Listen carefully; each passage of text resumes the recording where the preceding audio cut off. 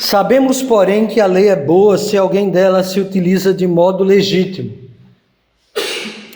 Tendo em vista que não se promulga a lei para quem é justo, mas para transgressores e rebeldes, irreverentes e pecadores, ímpios e profanos, parricidas e matricidas, homicidas, impuros, sodomitas, raptores de homens, mentirosos, perjuros, e para tudo quanto se opõe à sã doutrina, segundo o evangelho da glória do Deus bendito, do qual fui encarregado.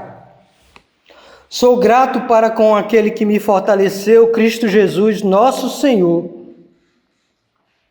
que me considerou fiel, designando-me para o ministério. A mim, que no outro tempo era blasfemo e perseguidor e insolente, mas obtive misericórdia, pois o fiz na ignorância, na incredulidade. Transbordou, porém, a graça de nosso Senhor com a fé e o amor que há em Cristo Jesus. Fiel é a palavra e digna de toda aceitação, que Cristo Jesus veio ao mundo para salvar os pecadores, dos quais eu sou o principal.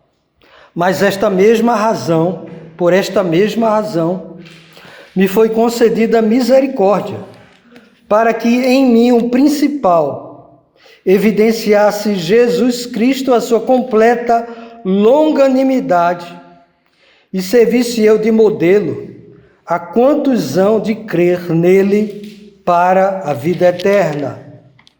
Assim, ao Rei eterno, imortal, invisível, Deus único, honra e glória pelos séculos dos séculos. Amém. Até aí a leitura. Vamos orar por iluminação. Senhor, te damos graças pela oportunidade que temos de mais uma vez ler, ouvir e meditar na tua palavra. Também de sermos instruídos nela e de sermos edificados para a honra e glória do Senhor e para que aprendamos mais a respeito do teu querer para as nossas vidas. Suplicamos a iluminação do teu Espírito, que tu operes, Senhor, em nossa mente, dando-nos entendimento, e que a tua palavra, sendo aplicada de modo correto, justo, legítimo, sirva, Senhor, para cada vida aqui, para todos nós, seja útil para o louvor do teu nome e para a nossa edificação. Ajuda-nos, Senhor, abençoa-nos, nós oramos em nome do Senhor Jesus Cristo. Amém. Amém. Os irmãos devem estar lembrados que do verso 8 ao verso 11, o apóstolo Paulo dá instruções a Timóteo a respeito da maneira pela qual ele deveria instruir, admoestar a um grupo de mestres da igreja de Éfeso a respeito da sã doutrina. Eles se utilizavam da lei, assim como nós também nos utilizamos da lei dos dias de hoje, mas não de forma legítima.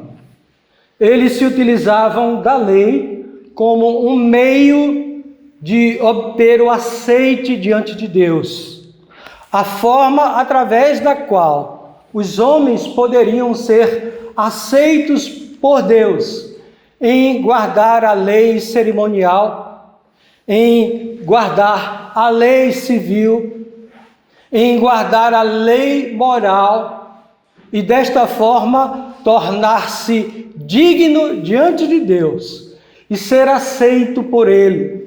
O apóstolo Paulo diz e instrui a Timóteo para que ele instrua e admoeste estes falsos mestres, no sentido que a lei não tem esta utilidade.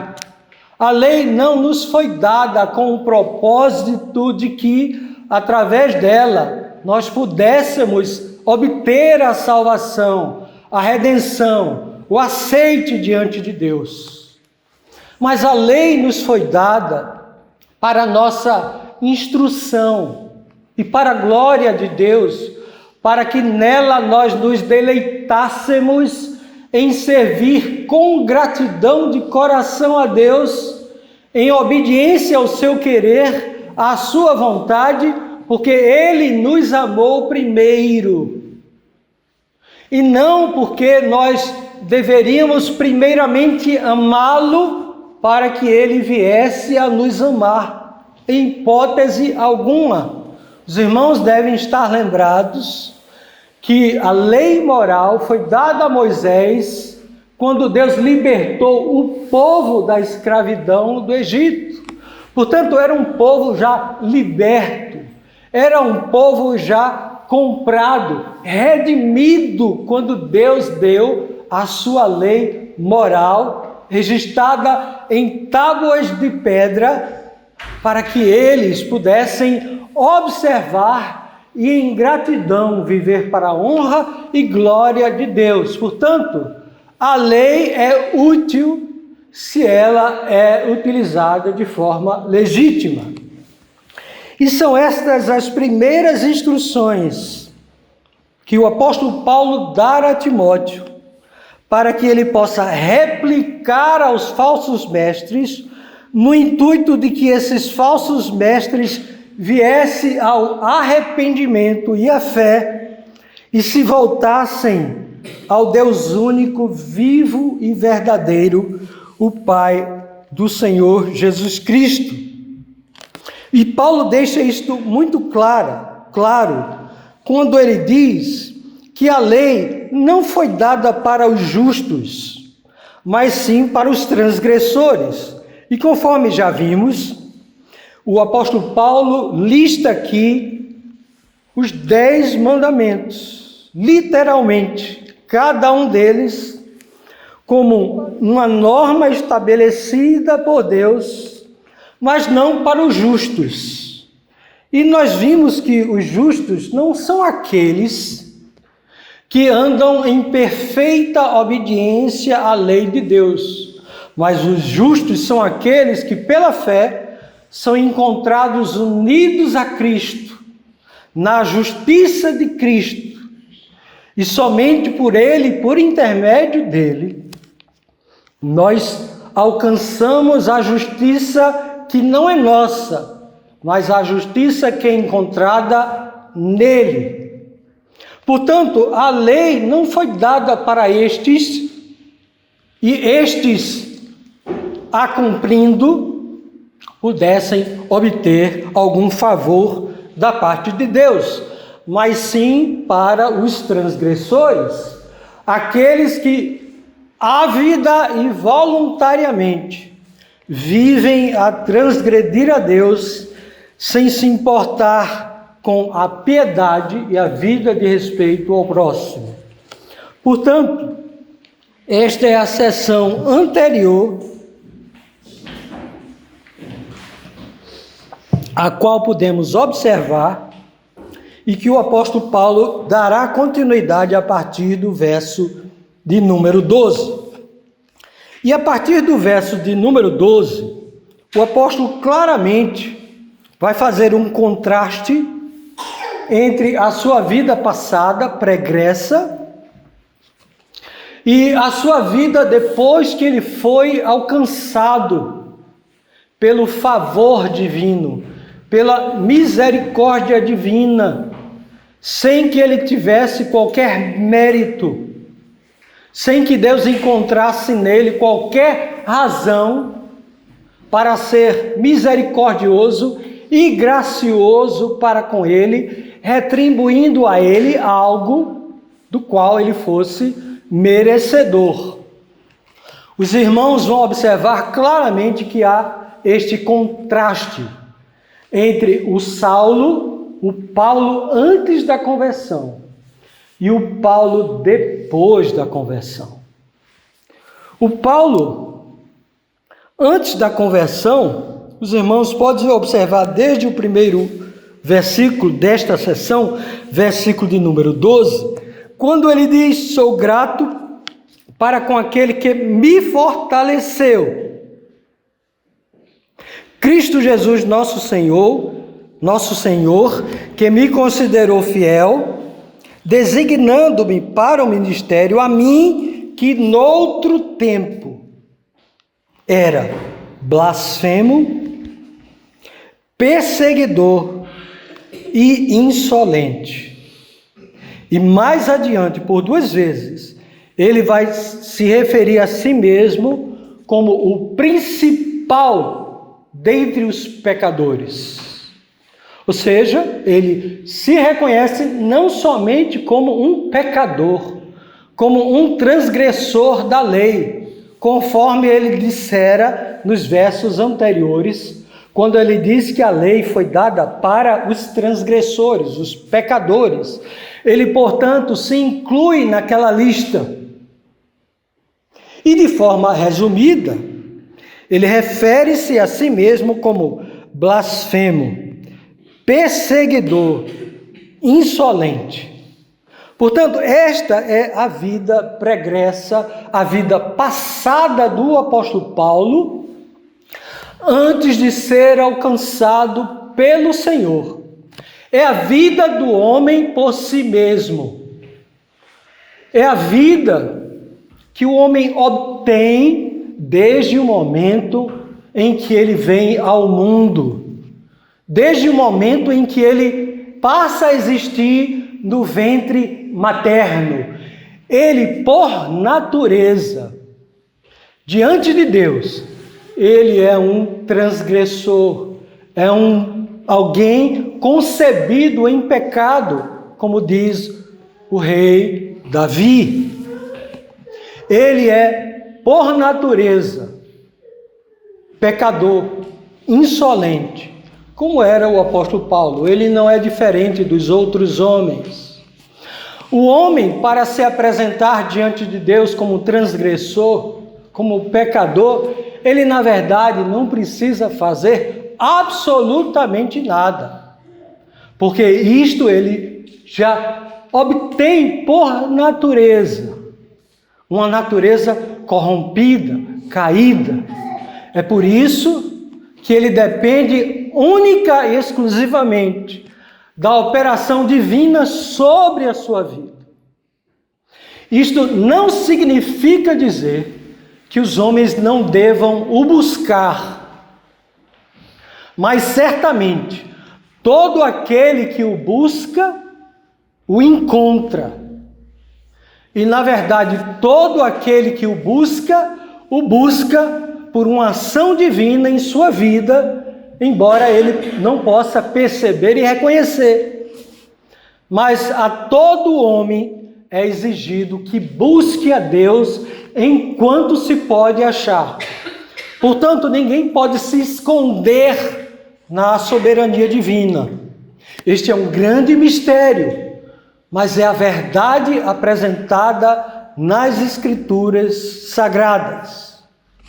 Observe que diante deste quadro tenebroso da natureza humana, Paulo, depois de transformado, ele só tem uma coisa a dizer diante do Deus misericordioso, que foi longânimo para com ele, que suportou toda a sua blasfêmia, toda a sua perseguição contra o povo de Deus, toda a sua insolência. É aquilo que está registrado no versículo de número 12. Sou grato. É a única coisa que diante deste quadro tenebroso, ele pode dizer diante de Deus e diante dos homens: sou grato. E a gratidão do apóstolo Paulo se infere, logicamente, não é uma gratidão a ele próprio, às suas forças, aos seus recursos, ao fato de que ele agora não era contado mais como transgressor, mas como justo diante de Deus. Ele não pode agradecer a ele próprio ou a sua religiosidade, pois todos nós conhecemos a vida do apóstolo Paulo antes e depois de ser alcançado pelo Senhor. Mas ele é grato àquele que me fortaleceu, diz ele. Cristo Jesus, nosso Senhor, que me considerou fiel, designando-me para o ministério. Embora uma leitura superficial e aparente seja de que Deus reconheceu nele alguma fidelidade para que o alcançasse, o próprio texto mostra exatamente o contrário, pois o texto faz com que ele se declare alguém grato a um outro, que é Cristo Jesus, nosso Senhor, que o fortaleceu. Então, a primeira observação que temos no texto é que ele, por ele próprio, não tinha forças, muito menos para ser fiel, para se apresentar como fiel diante de Deus. Mas, primeiramente, Deus o fortaleceu. Primeiramente, Deus o capacitou para que ele pudesse dizer o que ele diz logo a seguir. Sou grato para com aquele que me fortaleceu, Cristo Jesus, nosso Senhor, agora sim, que me considerou fiel, designando-me para o ministério. Os irmãos, como um ênfase daquilo que ele nos diz aqui, logo nesta primeira frase, podem nos acompanhar com a leitura de 1 Coríntios 15, 9 e 10. Quando diz assim: porque eu sou o menor dos apóstolos, que mesmo não sou digno de ser chamado apóstolo, pois persegui a igreja de Deus. Mas pela graça sou o que sou, e a sua graça que me foi concedida não se tornou vã. Antes trabalhei muito mais do que todos eles, todavia não eu, mas a graça de Deus comigo. Observe que a razão, a causa da sua fidelidade não é nunca encontrada nele mesmo, mas em Deus, na graça de Deus. E embora ele se apresente como alguém que trabalhou muito mais do que todos os outros, ele volta a enfatizar: todavia não eu, mas a graça de Deus comigo. Da mesma forma, embora ele diga que Cristo Jesus, nosso Senhor, o considerou como fiel, isso retorna para o próprio Deus, que o fez fiel e o colocou nesta posição de fidelidade.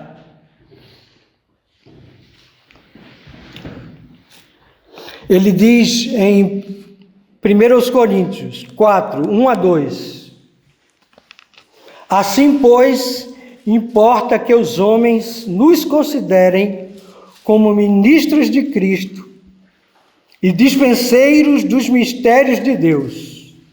Ora, além disso, o que se requer dos dispenseiros é de que cada um deles seja encontrado fiel. Fidelidade, portanto, é algo esperado de todo aquele que confessa a Cristo como Senhor. Não é exclusividade do apóstolo Paulo, mas é uma obra de Deus em todo aquele que, de fato, se reconhece como transgressor como um pecador e que carece da sua graça. Então, depois de ter sido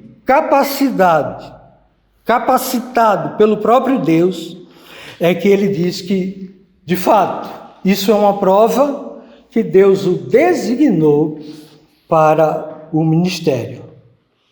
E por último, com uma citação externa do nosso texto, 1 Coríntios 7, 25, conforme também foi referido na semana passada, a parte B deste verso, 1 Coríntios 7, 25. Ele fala a respeito das virgens, mas observe o que é que ele diz depois. Com respeito às virgens, não tem um mandamento do Senhor, porém dou minha opinião, como tendo recebido do Senhor a misericórdia de ser fiel. Portanto, o ser fiel é a ação de Deus sobre sua vida, para que assim ele fosse encontrado. Portanto, está descartado ou descartada qualquer ideia, qualquer entendimento de que Deus encontrou em Paulo algo que o tornou digno de ser ministro dele. Pelo contrário, tudo deriva do fortalecimento de Cristo Jesus, nosso Senhor, sobre sua vida, para que ele fosse considerado fiel e para que ele fosse designado para um ministério. No verso 13, portanto, ele enfatiza e tira de si qualquer honra, qualquer glória, quando ele diz a mim que noutro tempo era blasfemo, ou seja, é um termo utilizado para a sua relação para com Deus. Ele era blasfemo contra Deus. E todo blasfemo contra Deus era digno de morte, conforme Levítico 24, 16. E perseguidor. Todos nós sabemos que o apóstolo Paulo era perseguidor da igreja de Cristo, portanto, um pecado contra o próximo. A blasfema, um pecado contra Deus. Perseguidor, pecado contra o próximo, que na verdade é um pecado contra o próprio Deus. Os irmãos devem lembrar que o próprio Jesus se dirige ao apóstolo Paulo dizendo: por que me persegues? Quando na verdade Paulo perseguia a igreja de Cristo. Então Cristo deixa claro que perseguir os seus é persegui-lo. Paulo, portanto, reconhece a sua miséria antes de alcançar misericórdia. Ele era um blasfemo, ele era um perseguidor e ele era um homem altamente orgulhoso, a ponto de dizer-se insolente. Ele era exaltado e se colocava num nível superior dos outros. Por isso que ele perseguia a igreja de Cristo e colocava os irmãos no cárcere e aprovava a morte daqueles que eram perseguidos e mortos. Tinha a sua aprovação. Mas, graças a Deus, pela palavra adversativa, mas, contudo, porém, esta é a grande diferença entre alguém sem Cristo e alguém com Cristo. É o mais. Quando ele diz, mas obtive misericórdia. Observe, ele não diz, mas pelos meus esforços, pelo meu empenho, pela minha mudança de direção, de rumo, resolvi servir a Deus. E por causa disso, Deus me retribuiu com bênçãos. Em hipótese alguma. Ele diz que o que ele obteve foi misericórdia. E todos nós sabemos que misericórdia é o favor de Deus em não nos dar o que merecemos, em não nos castigar eternamente, em não nos punir eternamente, em não nos rejeitar definitivamente. Isto é a misericórdia de Deus. Pois Paulo era digno de morte, ele era blasfemo, ele era perseguidor, ele era insolente, ele era o principal dentre os homens, como um pecador. Mas ele obteve, ele recebeu externamente de um outro misericórdia. E ele diz o motivo pelo qual Deus foi misericordioso para com ele. Pois o fiz, todos os pecados que são listados anteriormente, na ignorância, na incredulidade. Irmãos, a ignorância é algo muito sério. A ignorância leva ao pecado. A ignorância sobre Deus e a sua vontade leva o homem a buscar toda e qualquer outra solução para os seus problemas, que não o próprio Deus, quando se o busca em virtude do seu problema. E o problema do homem é único, é o seu pecado. O problema do homem não é de ordem financeira. O problema do homem não é de ordem física, mental, intelectual. O problema do homem é o pecado. Este é o problema do homem, não é outro. Os outros são decorrência da sua relação para com Deus e para com o próximo. E a Bíblia utiliza o termo pecado. É a pecaminosidade do pecado que desgraça o homem e leva a sermos o que somos e sofrermos o que sofremos. Os crentes não como uma forma de purificá-lo, mas em virtude dele viver nesse mundo como qualquer outro homem. Uma pedra jogada sobre sua cabeça, a cabeça de um crente, surtirá o mesmo efeito que uma pedra lançada sobre um incrédulo, sobre um ateu, sobre um blasfemo. É igual, não há diferença. Ele vai sofrer as consequências da mesma forma. Mas sobre os crentes, isso vai redundar em honra e glória a Deus e a sua própria consciência de quem ele é. Se em Cristo ele for, de fato, encontrado fiel. Ignorância é uma desgraça. E a ignorância leva à incredulidade. E a incredulidade sobre a verdade de Deus, sobre a sã doutrina. É isso que a ignorância faz no homem. Mas quando Paulo nos diz isso, não significa dizer que todos alcançarão misericórdia. Porque todo aquele que não conhece a Deus é um ignorante, é um incrédulo. Mas nem todos obtêm misericórdia. Isso é certo, nós sabemos disso. Mas Paulo é grato, porque ele obteve da parte de Deus misericórdia. E já que não é uma retribuição por algum mérito, Deus dá a quem quer e quando quer. Isto não desobriga o homem de o buscá-lo de todo o coração. Ele obteve misericórdia. Já os seus companheiros, que não eram ignorantes, que tinham o conhecimento de Deus, viveram no nosso meio, eles apostataram da fé.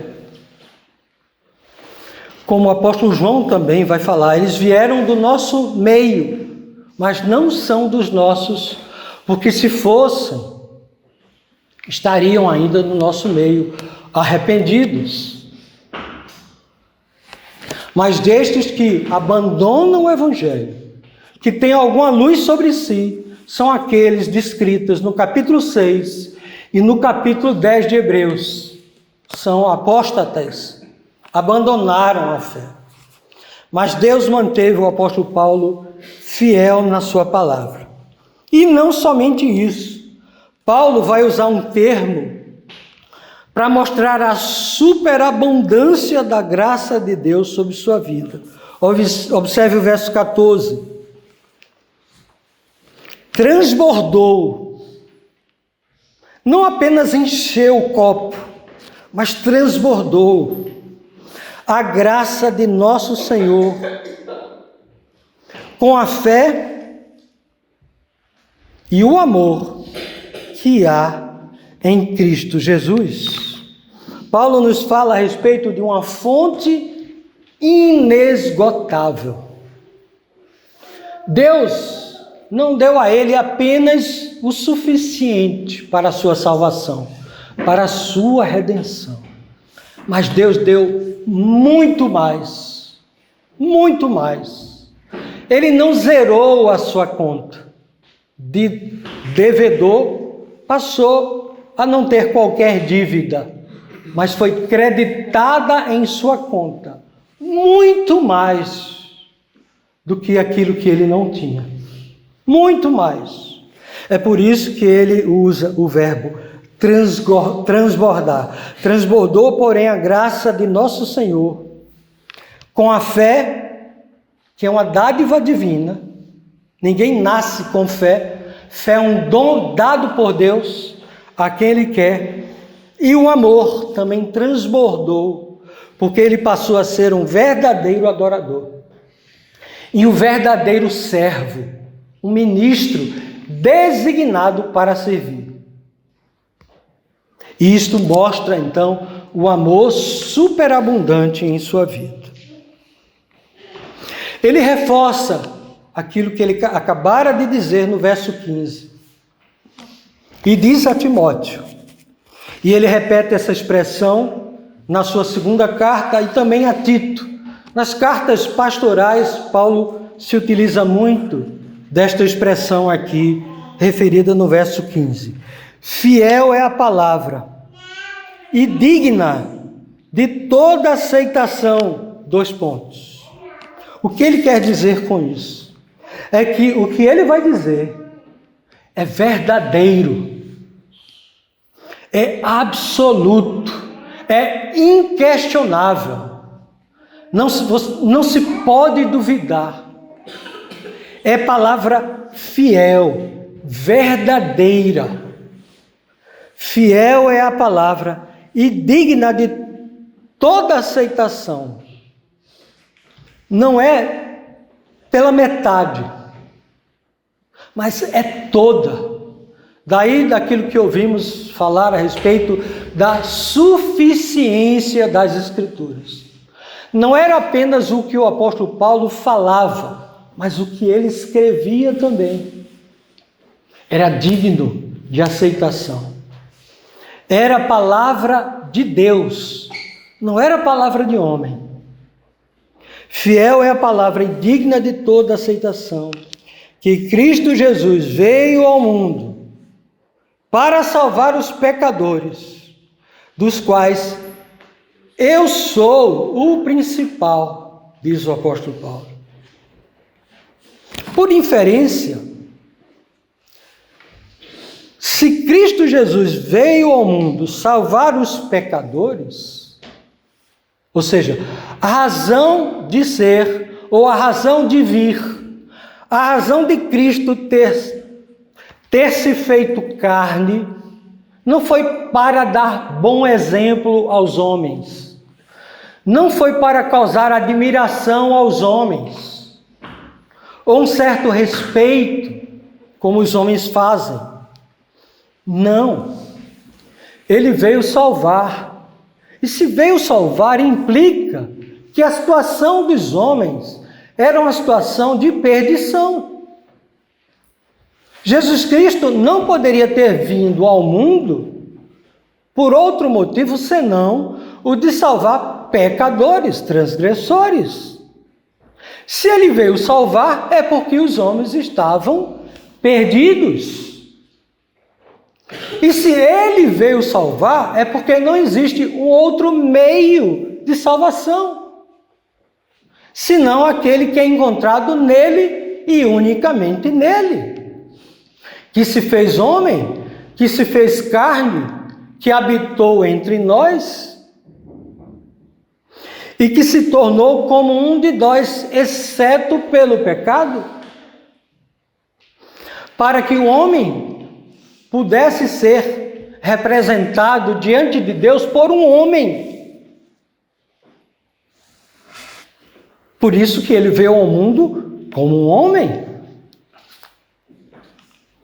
Para que Deus pudesse ser representado diante dos homens como Deus.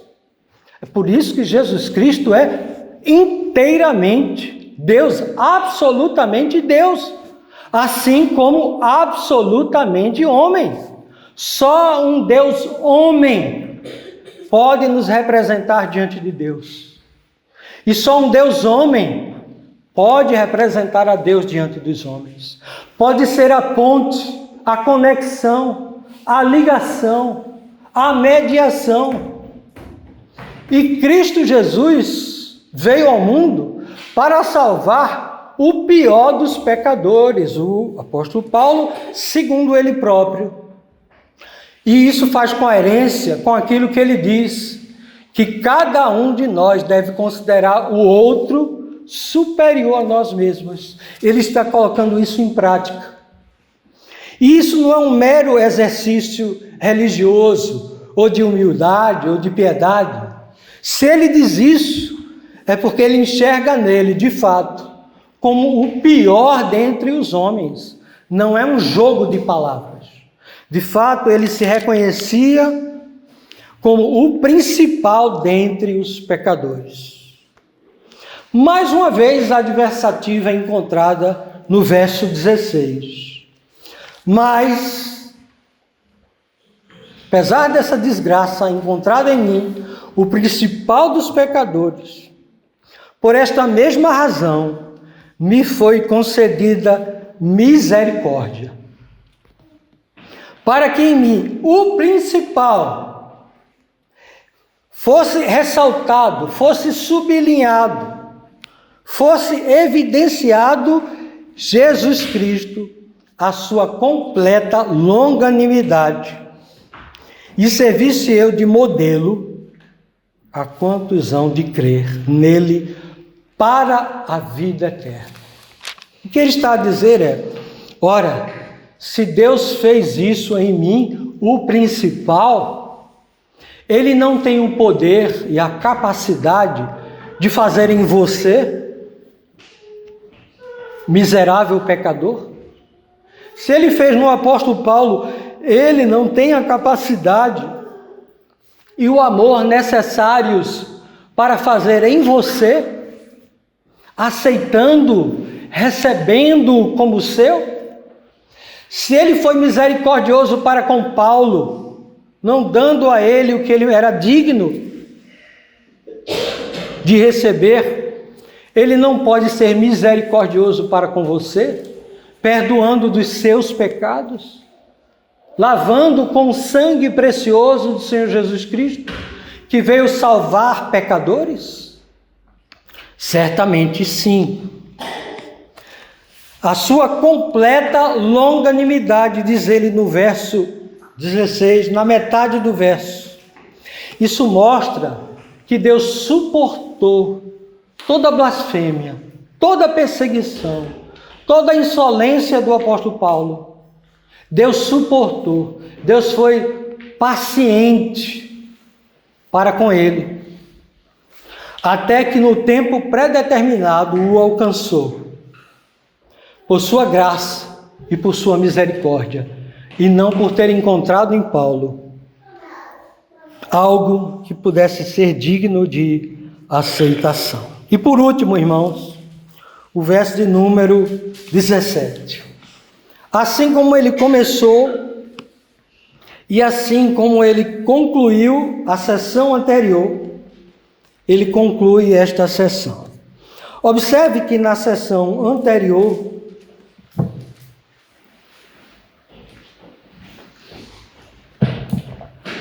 no verso 11, tudo aquilo que ele havia dito, ele diz, segundo o evangelho da glória do Deus bendito, do qual fui encarregado. Ele finaliza dando glória a Deus, reconhecendo toda a honra e toda a glória pertencente ao único que é digno. Aqui da mesma forma, no verso 17. É uma doxologia, onde ele exalta de todo o coração, de todo o seu ser, ao Deus único. Ele diz assim: assim, ao Rei eterno, imortal, invisível, Deus único, honra e glória pelos séculos dos séculos. Amém.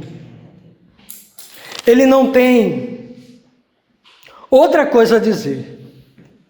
Ele não tem como honrar e glorificar a outro que não o Rei eterno. O Rei que não teve princípio de dias, nem fim de tempo. Ele é eterno. Sempre foi Rei e sempre será, independente dos seus súditos. Ele é eterno por Ele próprio. Não é uma eternidade derivada, pois a eternidade derivada não é eterna.